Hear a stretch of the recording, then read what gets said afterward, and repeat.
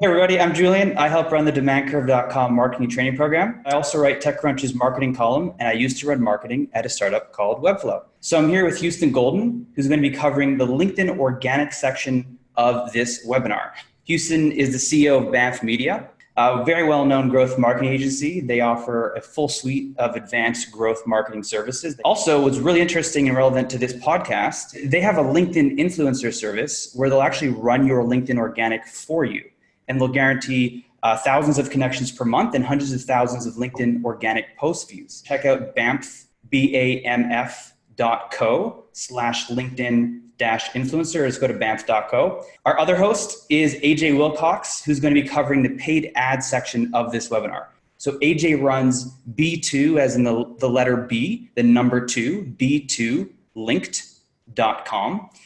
You can just Google AJ Wilcox too. And so they're actually the best known and highest spending LinkedIn ads agency with over $110 million spent for their clients. He's hands down the best on this topic. And if you're scaling up your LinkedIn paid spend, I'm convinced that you'll actually lose more money running LinkedIn on your own than if you just had him run it and you pay his agency their modest fee. And I really do mean that. So between AJ being the paid ads expert on LinkedIn and Houston being the expert on LinkedIn organic, this should be a really interesting webinar where I think we're going to get a lot of wisdom here. We're going to have 2 short batches of insights. AJ is going to share some stuff on paid. Then we're going to do a quick Q&A. Houston's going to talk about organic, and we'll do a joint Q&A at the end. And AJ, I'm going to throw to you first. You're welcome to share your screen or just talk if you don't have any slides. Cool. Sounds good. Well, I have a lot to go through, so I'm sure we'll run out of time, but we'll just kind of start from the top and go down. Some really advanced insights that I want people to understand in LinkedIn ads are the very first 2 things is day parting is extremely important, but LinkedIn doesn't offer it. And the reason why is because all of LinkedIn's time is based off of UTC's time zone, which is the same as Greenwich Mean Time. If you're here in the US with us, what that means is your new day starts, according to LinkedIn ads, at like 5 p.m. in California or 9 p.m. in New York. Might be 1 hour shifted during daylight savings. But what this means is, let's say you have a small budget of, like $20 a day for a campaign.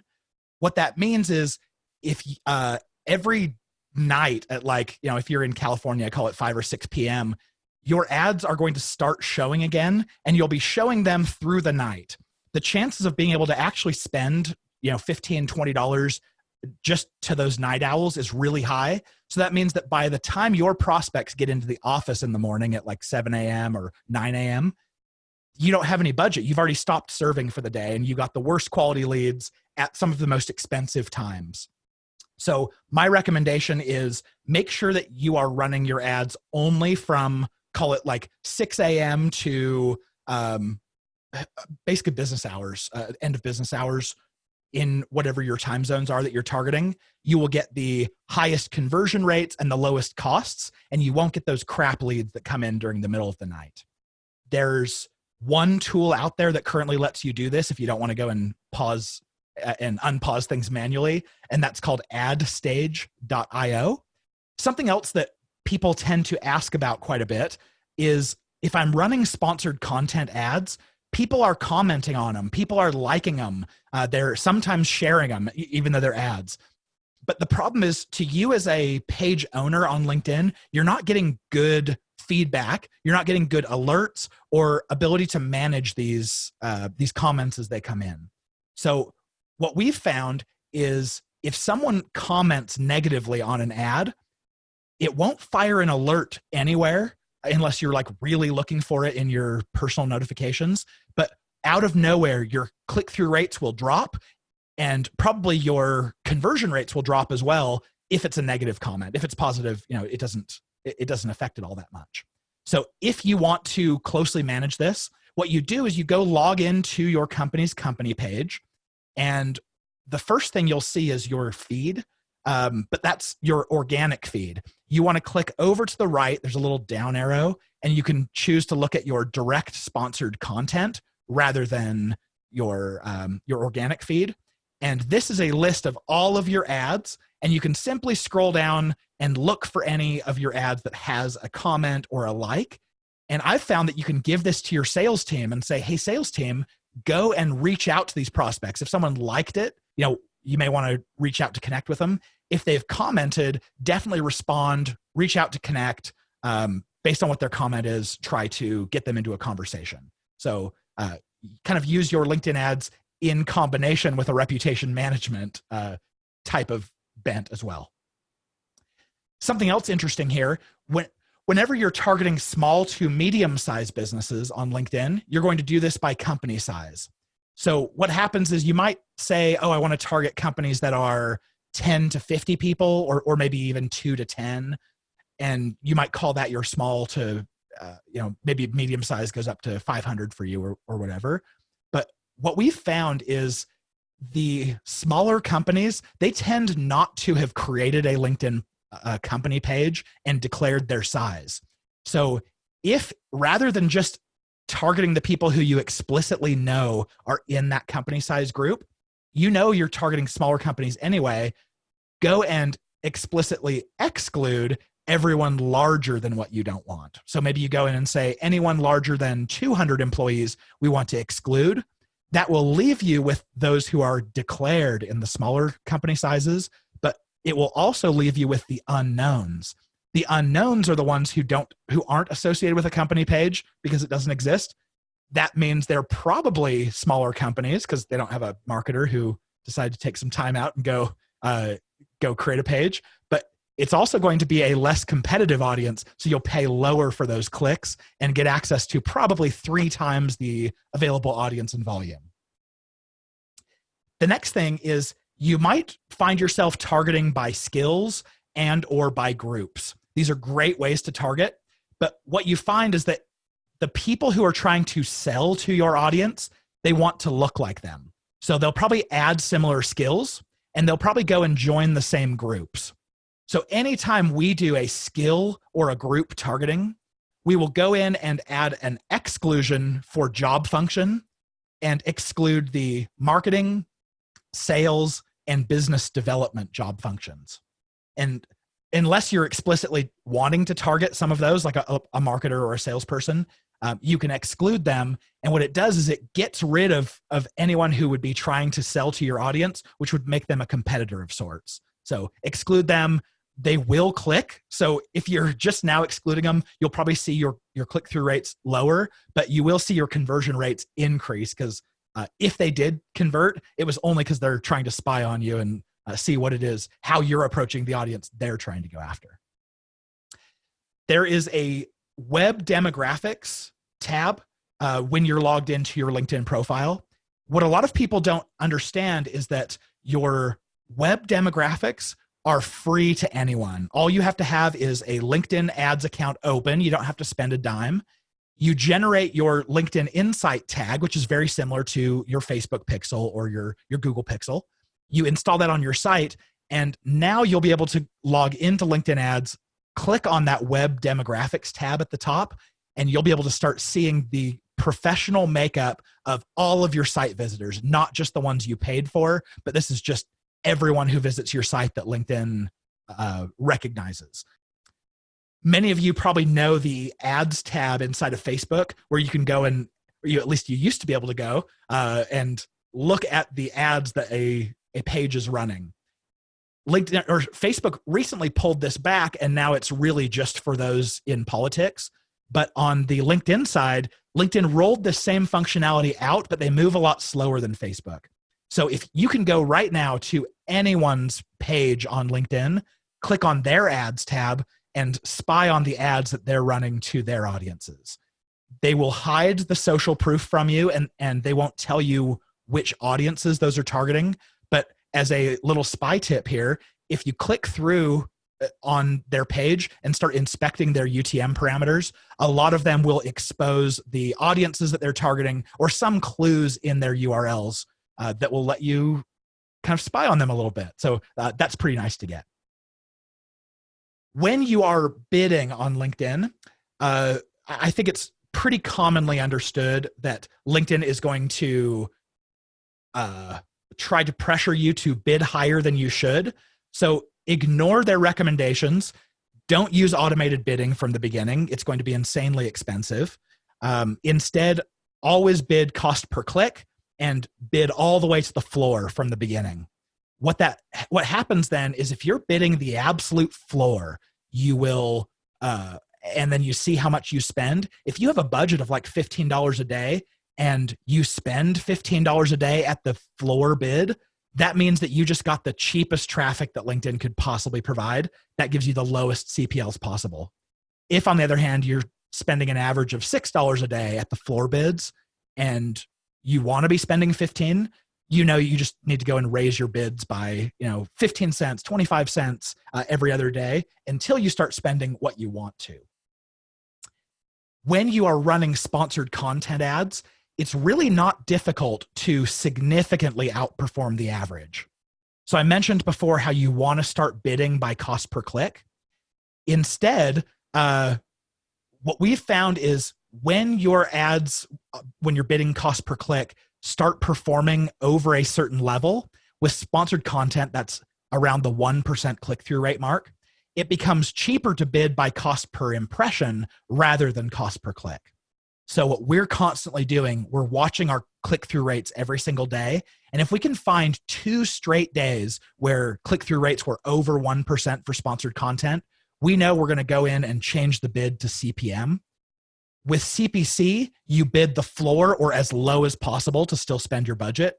But with CPM, you want to bid higher. You want to bid in their suggested range, maybe even towards the top, because the reason that you're getting such a good click-through rate is you're showing up at the top of the newsfeed.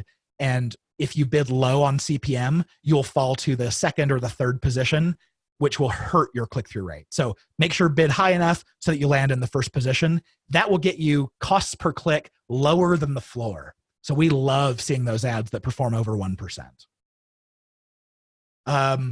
The next one I want to talk about is something I call interest narrowing.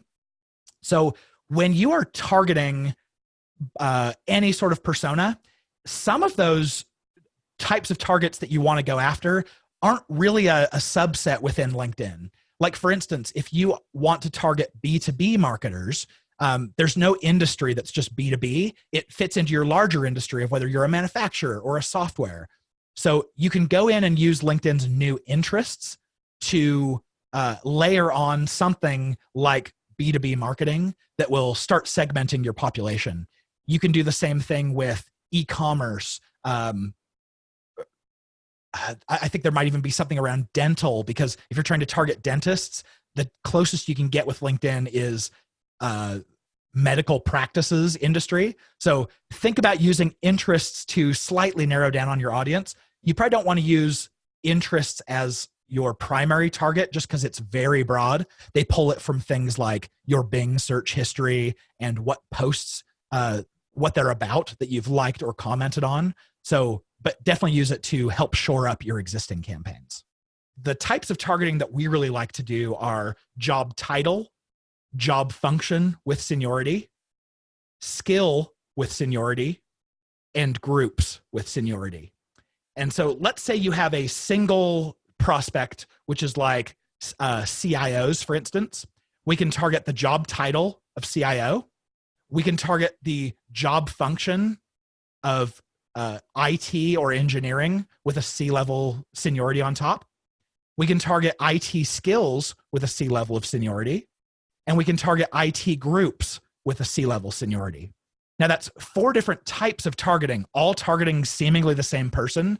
But again, like with that microsegmentation I talked about earlier, you're going to find that some of those targeting types will give you better lead quality. Some will give you lower costs. Some will give you the ability to scale more, and some won't. And if you can find that, if you can run these campaigns over a while, find out the ones that are sucking your budget, that aren't providing great stuff, that's a great time to know what to shut off. And now all of your campaigns are going to be much more efficient in the future just because you had that data. So those are the things I wanted to share with you all. Julian, do you have anywhere you want to stop me or dive deeper or? That was amazing, AJ, and you made perfect time. So now what I'm going to do is throw you some follow-up questions. We have some really good ones for you. I love this question because it's so counterintuitive, and I've always wanted to know myself. LinkedIn, the entire setup seems very well geared toward B2B. Is there any way to take advantage of it for B2C ads as well? Yeah, I think it depends on the B2C because we know that the cost per click is pretty high and most consumer offers they tend to be lower lifetime value. But we have found several B2C segments that work exceptionally well with LinkedIn ads. Those would be things like recruiting. If you're hiring someone, you obviously care about their current job title, their past experience. And an employee is worth a lot. If you tried to put a lifetime value on a good employee, a qualified one, headhunters are charging 15, 30 grand, for placing someone. So that definitely fits the bill. There's also financial services. Like I know Amex and Visa are big advertisers on LinkedIn. So that's a great example of someone who's still targeting by consumer, but you can go after a more affluent type of individual and they're worth a lot of money over the long term because you're essentially earning 3% on everything they spend. We've also found higher ed to work quite well. So maybe MBA programs, being able to target by someone's education history, whether they have a bachelor's degree but don't yet have a more advanced degree, maybe you want to show ads to them. Those are the B2C segments we found to work really well. That makes a lot of sense. And the commonality, as you alluded to, is each one of those results in a customer who can drive tens of thousands of revenue for you over their lifetime. And so that's the thing with LinkedIn, right? Is the cost per click can be exceptionally high. And so that doesn't rule it out as an ad channel. It just means your economics have to work. And so it simply restricts LinkedIn ads to fewer companies who happen to have very high LTV, whereas say a social app might not have that same benefit. Is that right, AJ? That's 100%. What are the best things you could be pushing in your ad? Should you be going right for the sign up, right for the purchase, right for the sales call? Or, and I think you once educated me on this, AJ, you said, no. Have an interstitial, like a landing page that provides content in exchange for their email address, then rely on the emails to actually build the brand familiarity and over time get the sale. And I'm sure this is something Houston will cover in maybe 10 minutes or so. Yeah, I think you nailed it. To give some background here, I see a whole range of different types of offers, and I align them by what tend to be low friction offers and high. So if you look at the lowest friction type of offer, which might be come and read this blog post, it's great for brand recognition. It's great for getting the right people to know about your brand. But because the blog post you're sending them to doesn't have a strong call to action, it's going to have a very low conversion rate. And you're going to end up with like $1,000 costs per conversion that it's really hard to stomach. On the opposite side of the spectrum, you have the really high friction stuff like talk to our sales, get a demo, take a trial, open up your wallet and buy something. Those types of offers, they are essentially asking too much too soon because your LinkedIn audiences are likely them hearing about you for the first time. And so it's kind of like proposing marriage on the first date. It's just too much too soon. You're coming on a little strong. Where LinkedIn really shines is in between with gated content. So at the very least, I'm paying $6 to $9 a click, and I'm going to get at least an email address out of them.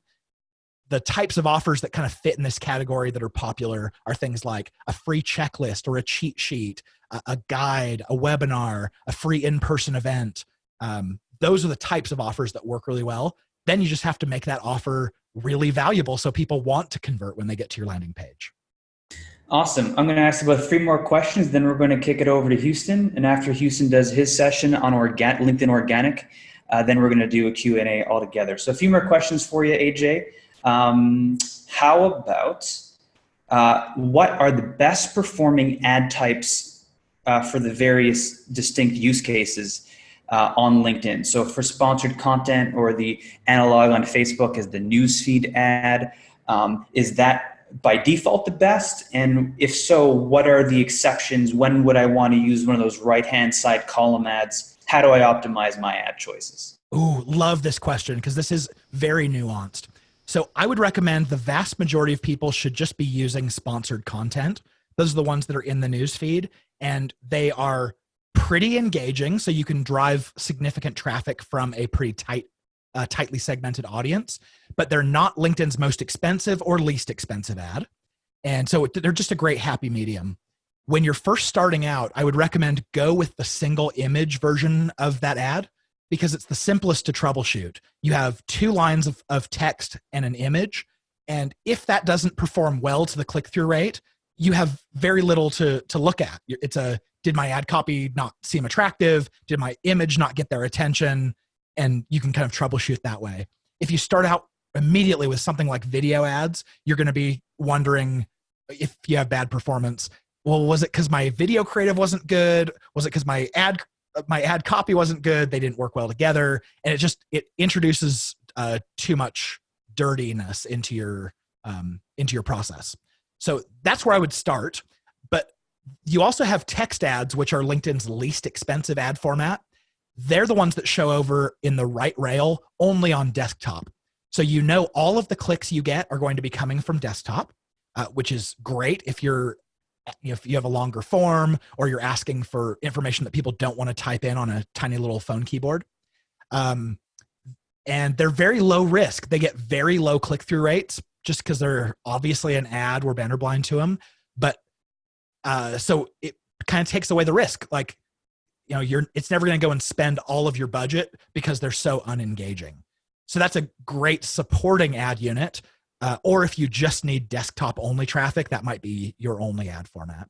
I want to stress that because it's a really important point, which is LinkedIn does not provide the ability for the advertiser to distinguish between I want this ad set to only target mobile and I want this other one to only target desktop. So if the only hack, therefore, to just get desktop traffic, if it's all you can support for whatever reason, is to do text ads. I'm guessing, by the way, that AJ, the reason they do this is because they just don't want people throwing all the budget at mobile, and they really want to force users to distribute the budget, because I think advertisers are already very picky with LinkedIn as it is. But okay, 2 more questions for you. A lot of people are asking you about LinkedIn's native lead gen ad format. Could you briefly explain what that is and whether anybody should be using it?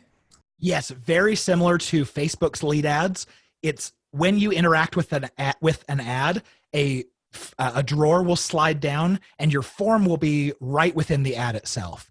As an advertiser, this means that you can skip the entire landing page experience, use the trust that's already on the LinkedIn platform, and you don't have to worry about things like, is my site load speed slow and causing people to drop off from there.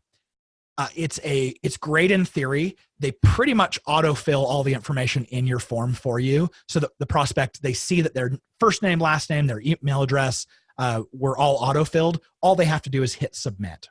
The big challenges here are you are going to have a slightly lower lead quality. I say slightly, it's measurable. So you'll have a lower lead quality because someone decided to convert after essentially reading 150 characters of text, rather than going to your landing page and seeing things like all of your social proof and getting to read more about you and find out what the company's about.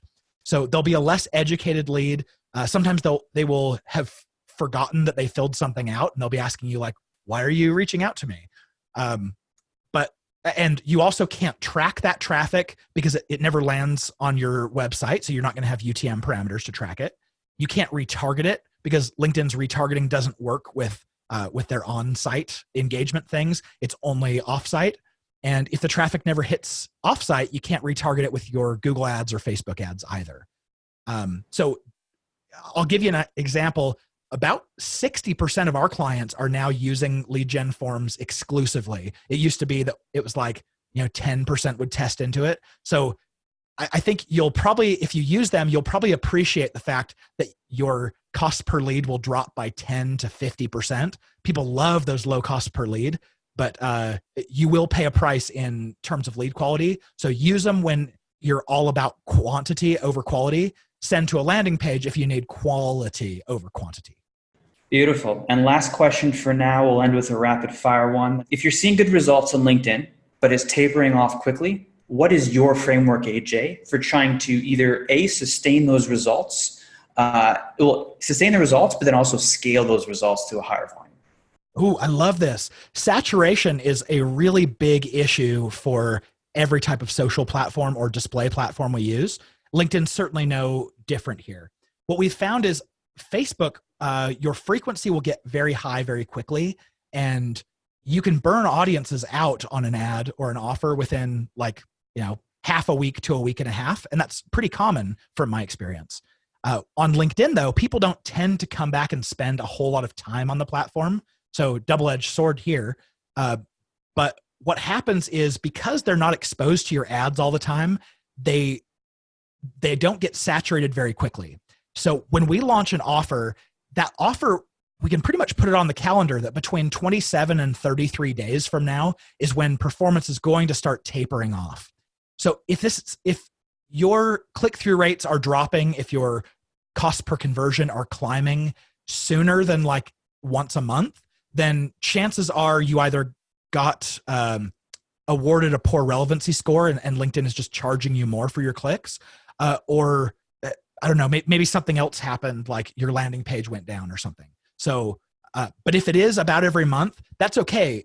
Like, just realize that that's how long it takes an ad to saturate or an offer to saturate. That's your clue that you need to refresh ad creative, try new imagery, because imagery is what people most acutely remember. So switch out your imagery first, try changing some ad copy, make it feel fresh, even if it's the same offer. And a lot of times you can revive that for another month before maybe now you have to try a different offer.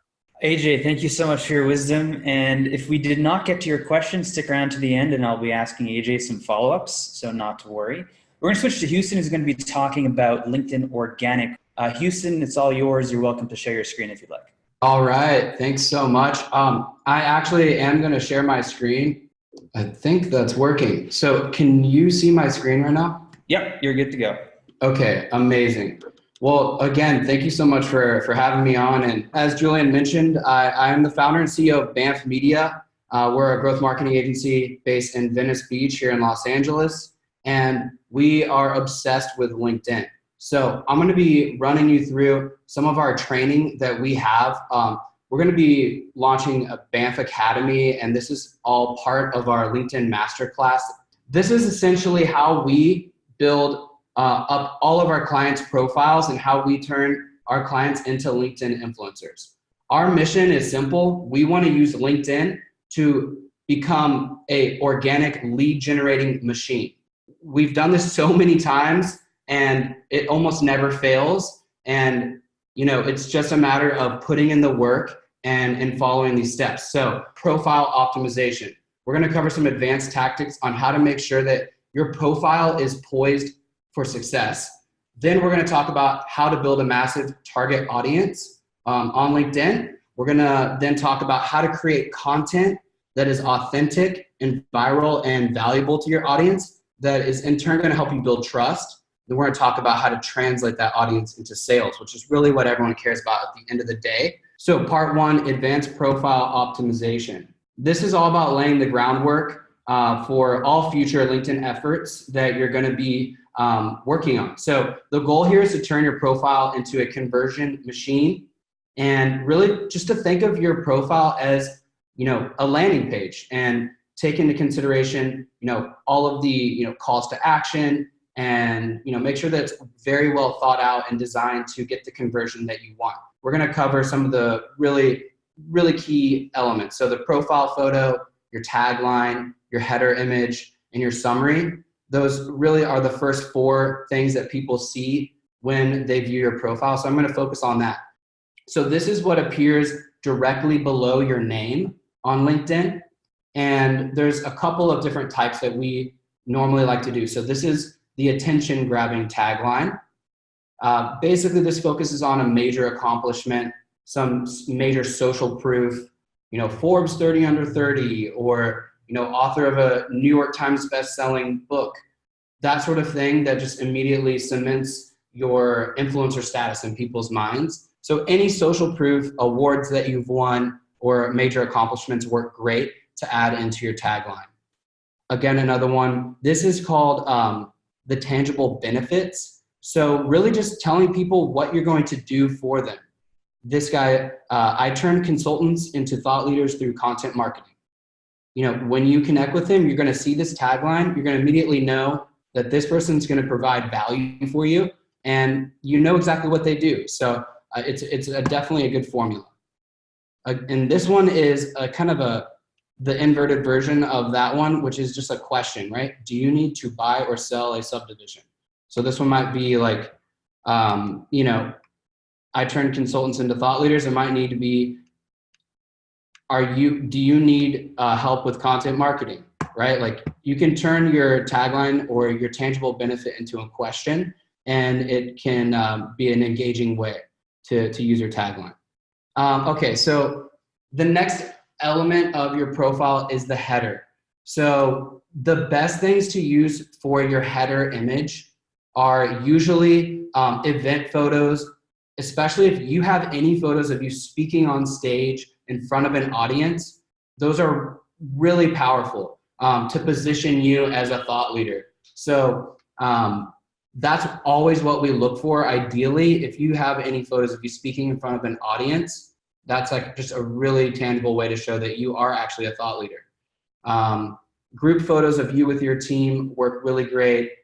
Custom graphics that have a call to action work great. And then again, like social proof right within the header image is always something that we try to incorporate as well. So like a press logos that you've been featured in, awards, just putting those icons in there. And I'll show you a few examples. So this is actually my profile screenshot. This is the first thing people see when they click on my profile. I basically made this custom 3-part graphic, picture of me speaking in front of an event, which is at our office, a picture of our office, and then this picture of me standing in front of the mural I painted on our office. But it also just has a call to action to follow us on Instagram. And it's just kind of clever and engaging. And then the tagline here, founder and CEO of Banff Media, an emoji there does actually help it stand out on the newsfeed or in the LinkedIn inbox. And then growth marketing agency tells them exactly what I do and what our company does. Has also the social proof here, Forbes top innovative founders, and a teacher at LMU and father. So I basically took all of our different tagline types that we typically recommend, and we just combined them into a super tagline. Having this father one at the end, you know, I like to have that personal touch. I want people to feel like they know me and trust me. So we do like to, you know, also add in like a personal element about you that is gonna, you know, make people just feel like they know you a little bit more. The next thing is your about section. So you always want the first line in your about section to be a very clear call to action. So typically just including your email in that first line is the first step to optimizing that. Tell people kind of what you do in one sentence and then get in touch here. Then you can definitely fill in a lot more about your story. The about section can be, you know, a major, you know, content section where you fill out tons of information and details about your company and your whole story. But most people are just going to see this first line and maybe skim the second line. And then the next thing is optimizing the profile links. So you can see that these images that are like the featured thumbnails for these links are custom. If you don't have a custom link here, it'll just have like a missing PNG kind of image, which doesn't really look good. So you need to make sure that the links you're using are optimized for LinkedIn. The featured thumbnail sizes here are not the same as Facebook. So I typically recommend to create custom landing pages. So for this like schedule a meeting page, this is for my LinkedIn meeting page only. And this is also just a custom consultation page for our website. And you can use the LinkedIn post inspector. It's similar to the Facebook post inspector and will actually tell you, you can use it to refresh the sort of the metadata on the image and make sure you have these optimized links. It's kind of an advanced tactic there. So with LinkedIn, it's very important just to, you know, not to accept every single connection that comes in and to just start randomly connecting with people. It's very important to identify your ideal customers and make sure that that makes up 90% of the people you're connecting to at least. So for everything that we're doing on LinkedIn to be successful, it has to start with this figuring out who we need to connect with and building out a robust customer profile. So who's the decision maker of the companies that you're reaching out to. What's the job title? What industry are they in?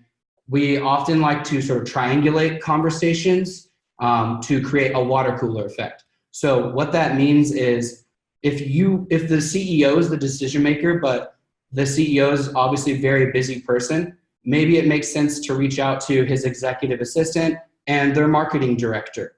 And once you're in contact with 3 people at that company, then you're going to be able to triangulate the conversation and be much more likely to, get in touch with the decision maker and get that meeting booked. Not to mention, when we're actually posting content, the more people that you're connected with at that company, that content is going to get promoted to all of the other employees at that company as well, even if you're not connected to them. So it's pretty powerful. Again, just the anatomy of the ideal customer profile: title, business, background, personality, and tech stack. One of the really cool things about LinkedIn is you can actually target people based off the technologies they use. You can search through, companies that use Salesforce, companies that have Google Analytics on their website. There's a lot of really very specific things to LinkedIn targeting, and we could do a whole hour-long webinar just on that. So, this is kind of a template that we use for the ideal customer profile. We like to build out personas that we can then build the messaging around for our outreach. This is usually just a made-up person that fits all of the criteria that we're looking for, and it just makes it easier for us to really visualize and write compelling copy that's going to fit this person's personality and address their pain points properly. Then again, just translating all of that into the LinkedIn Sales Navigator search. Definitely recommend upgrading to a Sales Navigator account, especially if you are doing any outreach or automation. It's pretty important to have the upgraded account for a Sales Navigator so that you don't hit the limit. If with a regular free account on LinkedIn, you can only visit a certain number of profiles per day before you get blocked. And so all of our clients have Sales Navigator for that reason. I'm going to try to move quickly. This is where we really are innovating on LinkedIn, and it's the content piece. So how to create authentic and viral content that's going to help you build trust with your audience. This is really, really key. If you're just reaching out and constantly essentially spamming people with messages, you're only going to go so far, right? And you're honestly going to end up annoying people, and that's just something that we don't like to do. So that's one of the reasons this content piece is so important, is because it establishes you as a leader in your industry. So when you're reaching out to people, they've already seen your content, they know who you are, and then we also use stories to share authentic, really real stories about our clients, and that help people relate to them on a personal level. And just also, you'd be amazed at how many messages we get on our clients' profiles of people being like, this post was so inspiring, it motivated me to do XYZ. And so many of our clients get insane amount of inbound leads just from the content alone. So by combining the 2 types of content, the thought leadership, industry specific content, and the stories that make you more human, that's how you craft a content strategy on LinkedIn that's going to position you as an influencer. So again, optimizing everything for mobile.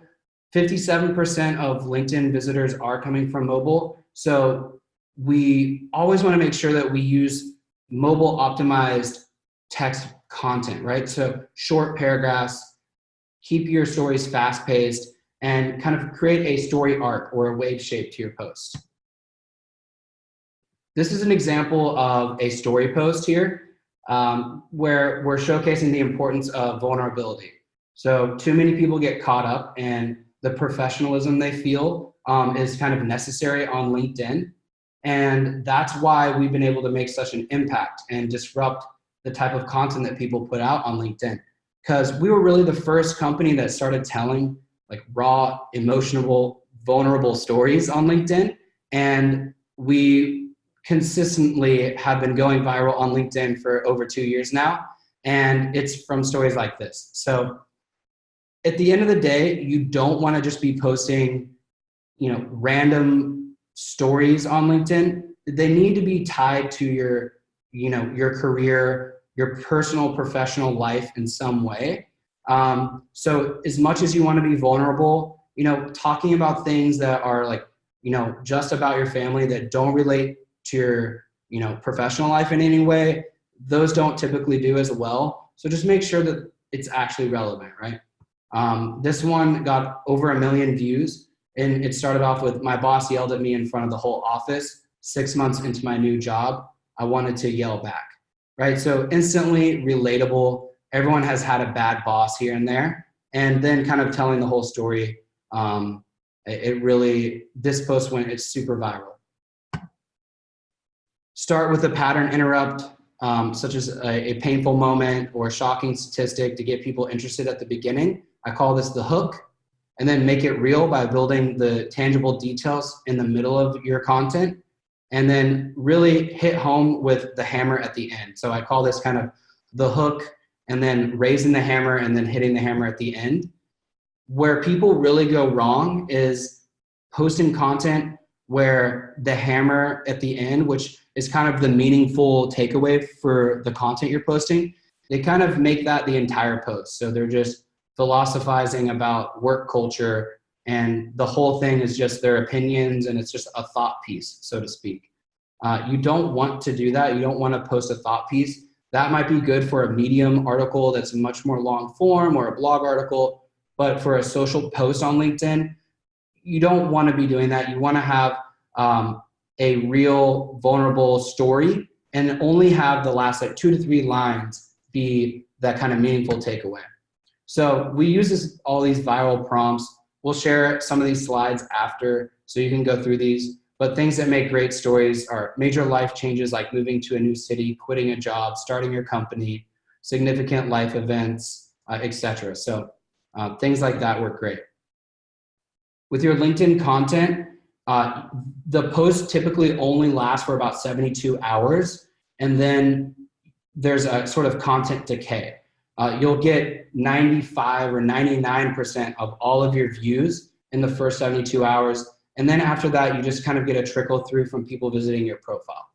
All right, cool. So I'm gonna really wrap this up. The types of content that we're posting now is different from the type of content that we've been posting for the last 2 years.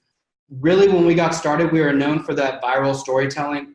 That's all we did. It was the only thing that even came close to, the type of reach and engagement that we would normally see. So we would routinely get 1 million views per post, just posting those viral storytelling type of posts. LinkedIn has updated their algorithm, and now it's more important than ever to post a variety of content. So for all of our clients, we use these 5 main post types to put out consistent content that is also a variety of content. So one thing we do is what we call viral video repurposing. We'll take videos that we know work, that are already trending on LinkedIn. We'll repurpose them. We'll write a little story that will go along with it, and then we'll repost it. And we'll always give credit to the source. That's really important. Don't just steal people's posts or steal people's content and then not give them credit. This video post that I did actually has over 50,000 views now. When I did the screenshot, that was just in the first day. So the second type that we do, this is called a resource giveaway or an engagement post. What we'll do is we'll create a really valuable resource, such as this post here, which is the most active VCs in the UK. So we'll use something like Crunchbase. We'll pull a list of investors that are relevant for this client's audience, and then we'll have everybody comment below to actually get the resource. Comments are the #1 variable for virality on LinkedIn, more than shares, more than likes, and it's something that we really like to optimize for in our content. And this engagement type of post is really kind of gaming the algorithm a little bit like that. So this post had 229,000 views, over 1,000 comments of people requesting this resource. Another example is an engagement post that I did. It's sort of a resource giveaway plus what we're calling a thematic image gallery post. So I did a giveaway of these marketing dashboards, and I posted a bunch of screenshots below it of all of the dashboards. And this one worked really well, got almost 100,000 views. Another type of post here are slides. So LinkedIn acquired SlideShare a couple years ago for over $100 million. I believe it was $119 million. So they do have this financial incentive to boost this type of content. Now you can upload a PDF into a standard LinkedIn post, and it will create a embedded SlideShare within your post, which is pretty cool. It's a way to cram a ton of valuable information into a single post. And then again, the viral founder story, just some quick tips on that. Be authentic. Don't include any links in any of your posts, doesn't matter what type. No links in any content. LinkedIn does not want to promote content that takes people off of LinkedIn. Makes sense. Be vulnerable, talk about painful experiences, be tangible, ask for people to comment and respond to comments, and say what you believe, especially if it may be controversial and you're willing to stand up for it. The last part is about how to translate your audience into a sales pipeline. So I know we're really short on time at this point, but 1 minute on this is basically using your content to gauge interest. So when you see people that are engaging with your content, you can use tools like Phantom Buster to scrape people that like or comment on the post, and then reach out to them, say, hey, I saw that you liked my post, and I wanted to reach out to see how, we can help you achieve your goals, or whatever your pitch is, right? This is an example of that.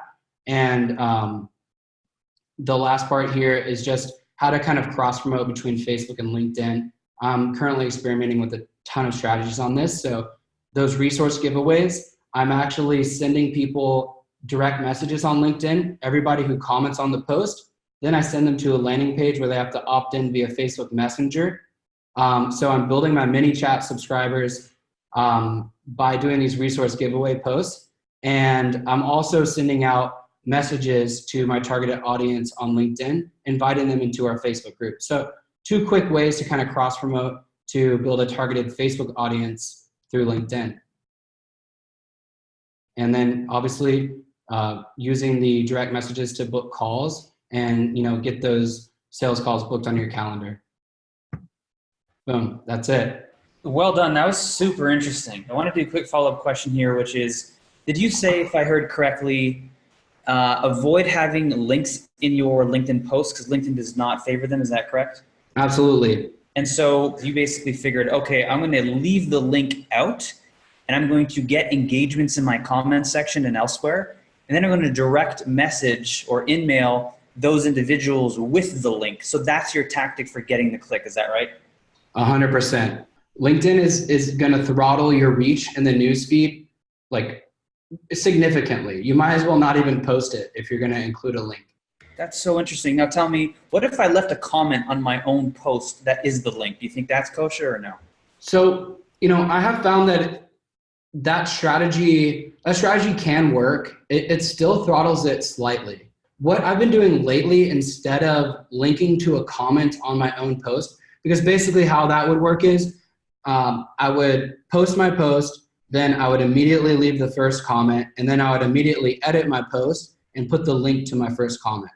And, we found that definitely works better than posting a link to something off of LinkedIn directly in your post. But what I would really rather do is just edit the post like after 72 hours and put the link in there. Basically, don't edit it within the first 72 hours. How should I think about posting on Medium or my website and then bringing that content over to LinkedIn? Should I just copy paste it in? What do you recommend, Houston? I definitely would not recommend just copy pasting it in. Taking some of the feedback or tips that we gave earlier, short sentences, definitely don't have paragraphs that are more than 3 lines. You don't have to have every single line be just or every sentence just be one line. In fact, that can get a little bit annoying to some people, but not more than 3 lines. You don't want to have big blocks of text or paragraphs. Copy pasting that over will not work well. If you do have a well-written paragraph, paste it in there and then just do a line break every, 2 or 3 lines. And that would be just making that one change would be a good tip. Don't link to your Medium or blog articles. Maybe include your Medium or blog articles as a LinkedIn Pulse article if you do want to have the full longer form version of it.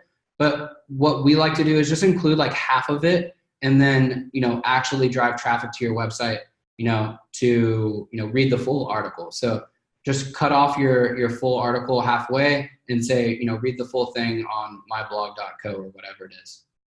Makes sense. AJ, got a question for you. How have you seen the sort of conversion rate or ROI on organically posted content versus content promoted through LinkedIn ads, AJ? Ooh, this is a great question. So the challenge here is that from the ads platform, you can either kind of promote a post that's already been organic. That means it already has some social proof with it and it's a little bit more trustworthy. Or you can create ads from scratch that start with no social proof. On Facebook, you can do a hybrid of the two, which is really cool. But on LinkedIn, you either have to choose, do I want to preserve the social proof for my organic post, or do I want to create an ad from scratch that I can track, that I know the exact ad, the exact campaign that came from when it produces a lead? We like tracking a lot more. So we opt to create ads from scratch. So what that means is it makes it really difficult to compare the two. But what we find is that ads are so good at targeting the exact right people who can and will be your customers. Whereas organically, you kind of put yourself at the mercy of the algorithm. You'll probably get a lot of views, but you just never know if those views are going to come from people who would make a good customer or just anyone else.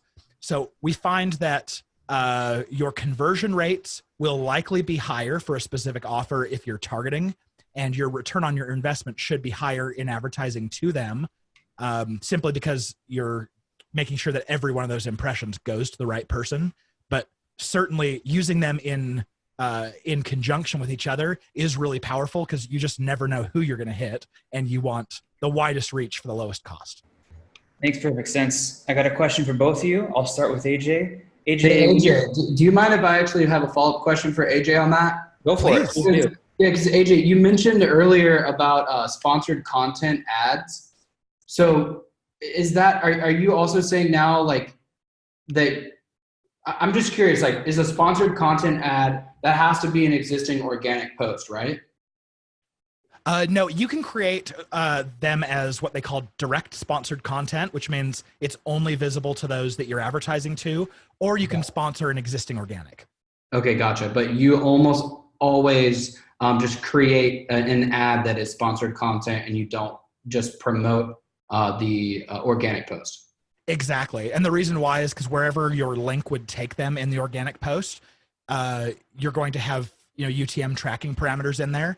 Mm-hmm. And we have a very specific UTM tracking strategy for every single ad. It goes all the way down to identifying the ad uniquely. So we'd rather have stronger reporting than maybe slightly higher conversion rates or click-through rates, because It has some social proof.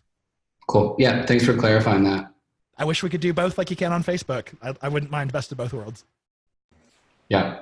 Cool. So question for both of you. I'll start with AJ. Once you have the lead through the paid ad campaign, AJ, so you got their email address on your landing page, and for Houston in a moment, same thing to you. You've done your organic post, you got the messenger connection, or you got their email address. AJ, starting with you, what does your nurture campaign look like to then take that email or that connection into a sale? What do you recommend to your clients? Yeah, this is really different, I think, for every client, because every client's going to have a different type of sales follow-up, a different type of nurture, a different type of strategy. But what we've found is if we can capture especially a personal email address, I know a lot of companies really prefer to have a professional email address, their sales teams like it better. It scores higher on lead scoring. But if I get a personal email address from someone, that's going to match at a higher rate when I upload it back to LinkedIn. That's going to match at a higher rate when I upload it to Facebook for targeting. It's going to match higher on Google, on Twitter, and I can just do more from a nurture perspective. So once I have that email address, I want to follow up with them to nurture through email, as well as I want to get in front of them on as many channels as possible to show them the next step in the funnel. So if the first action they took was downloading a guide or a checklist, maybe the next thing I want to do is get them onto my next webinar. And then maybe the next thing after that is they're probably ready to talk to a sales rep or have a demo. So that's the way I think about the structure. That's a great point. And Houston, how do you think about it? Yeah, that's a great question. So one of the things that I mentioned as far as a strategy to convert your audience into sales pipeline, there was a couple of tactics there. So we really like to build a community and just provide constant value to the point where, you know, when the time is right for that lead, they're going to want to work with us because they've already gotten so much value from us for free, which I think, you know, AJ is also alluding to by, you know, doing free checklists, free guides, things like that. Those are the best type of lead magnets. But as far as like our follow-up strategy, we will typically just ask a couple qualifying questions, either via email or via the LinkedIn message. So we'll just, you know, ask them, you know, a few things like, you know, what's your budget? Are you interested in this or that? And either offer them a case study or a free resource. And if it makes sense and they're interested, then we'll just straight send them a link to our calendar to book a call. And that's what we do for most of our clients. We typically have sort of a, you know, frequent responses and frequently asked questions that we get for the type of outreach that we're doing. So we have a team of VAs or virtual assistants that go through every single morning and every single night, so twice a day, and they're just responding to all of the leads coming in on LinkedIn and qualifying them, labeling them hot lead, warm lead, no thanks, etc. And, you know, throughout the day, we're going through any questions that the leads have and trying to answer them. And if it makes sense, like really the goal is to just get them to book a sales call 90% of the time, whether it's a B2B lead or a meeting with a journalist for press or even an investor meeting. 90% of the time we're qualifying the lead and we're sending them a direct link to the calendar to really convert that lead. Another question for both of you. This is my favorite question yet. So Marianne asks, I'll start with AJ again. AJ, from the paid ads side of LinkedIn, what are some structural advantages unique to LinkedIn? So like, why would you want to use LinkedIn in particular for paid ads versus Facebook ads or Google ads? Then I'm going to ask the same of Houston from the organic side. Sure. So between Google and LinkedIn, the difference really is a level of intent. So when I'm advertising on Google, I'm getting people who are actively looking for what it is I do because they're expressing their intent, they're searching. What I'm missing though is that opportunity to qualify that person by who they are professionally. So from search campaigns, I'm going to get people whose deals will want to close tomorrow. Like they're hot and ready, but there'll probably be a lot of mom and pops, a lot of unqualified people, especially if, you know, I'm advertising for a high lifetime value type of service. LinkedIn, on the other hand, is fantastic at the targeting side, but you lose the intent. So you make sure that every impression is going to someone who would be your ideal customer. And it's going to take a little bit longer to close those deals. So between Google and LinkedIn, that's kind of the difference. Between LinkedIn and Facebook, Facebook's targeting is a lot fuzzier around B2B. They even removed our ability to target by job title, which not very many people put in anyway. But even when we had it, it was like the ability to reach 4 to 8% of people by job title, because that was all who'd actually put it in their profile. Versus LinkedIn, the targeting is really tight. We can get, you know, really specific about job title, seniority, company name, company size, company industry. And so we make sure that the leads are of a much higher quality when they come through. And then scale is ultra important because LinkedIn has this information on like 100% of the people who have a profile. And so if I want to reach an entire market, even if it's tight, LinkedIn, I can probably reach 95% of it through ads. Whereas on Facebook, you'd probably have to go pretty broad, start targeting things like interests, lookalikes, and then you'd have to start kind of cherry picking. You'd have quite a few leads you have to throw out. So that's how I see it. Awesome. And Houston? Okay, first off, LinkedIn's organic algorithm is not like any other platform. If you post something on Facebook, first off, if you post something on your company page on Facebook, no one's going to see it. They've completely throttled the organic reach on Facebook. So you essentially have to boost or run your organic content as ads to get any reach or engagement at all. If you're a company posting as a company page, if you're if you're posting from your personal profile, which is what we do primarily on LinkedIn as well, we're not really posting from company pages on LinkedIn, but it's still much better reach than on Facebook as far as company pages. If you post on your profile on Facebook, the only people that are going to see it are your friends. You can only have 5,000 friends on Facebook. And so there's no way that you're going to get ever more than 5,000 views on your content, other than when people share it with their friends. And then, if you do have something that goes truly viral and you get thousands of people sharing that piece of content, then you can actually have, a wider reach, but like that almost never happens, right? That's very, very rare. And with LinkedIn, we're able to get 100,000 views organically every single month. That's because LinkedIn will boost your content organically for free without running any ads at all to people that look similar to the people who are engaging with your content.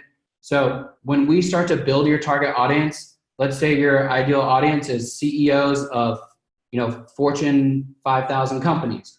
We connect you to 1,000 people like that. We post viral content. LinkedIn is going to promote that content to thousands of additional CEOs that look similar to them.